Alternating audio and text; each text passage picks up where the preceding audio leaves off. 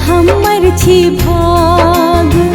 राखी के ताग भैया हमर छी भाग। आहा बांध लेब हाथ पर गुमान साम। भेजने छी राखी दिया मान साम। भेजने छी राखी दिया मान साम।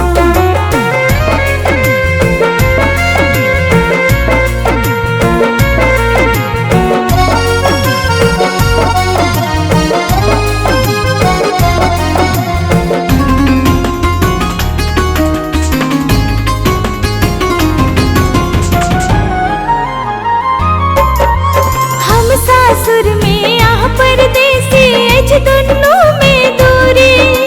सालों भर पर भेंट न होइए सत्य अछि मजबूरी।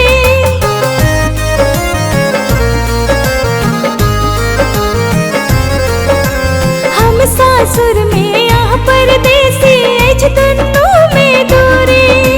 सालों भर पर भेंट न होइए सत्य अछि मजबूरी।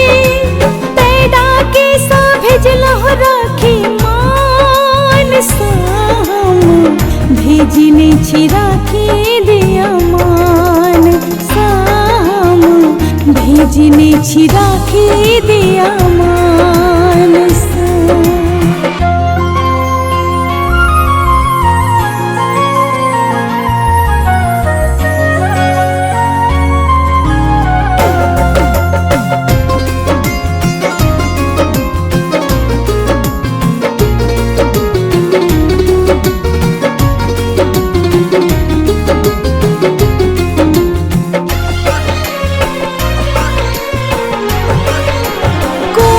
दिन ने भेले हन जे अहान मोन पड़लहु।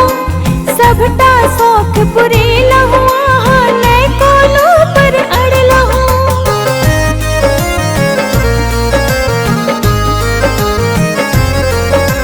कोनो दिन ने भेले हन जे अहान मोन पड़लहु। सबटा शौक पुरेलहु आहा नै कोनो पर अड़लहु। मानत रहलहु बैठ के आहा जान साम। भेजने छी राखी दिया मान साम। भेजने छी राखी दिया मान साम।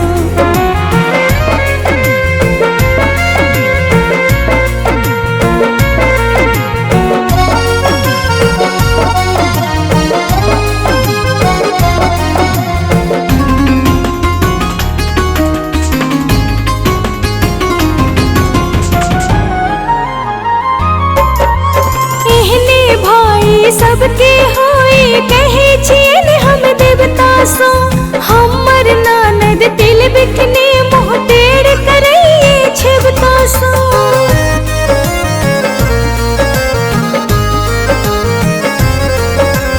एहने भाई सबके होई कहे छियन हम देवता सो। हमर नानद तिल बिकने मुँह टेढ़ करइए छेबता सो। हुनकर भाई छन लगे मिते छठ सान साम। भेजने छी राखी दिया मान साम। भेजने छी राखी दिया मान साम। राखी के ताग भैया हमर छी भाग। राखी के ताग भैया हमर छी भाग। आहा बांध लेब हाथ पर गुमान साम। भेजने छी राखी दिया मान साम। भेजने छी राखी दिया मान।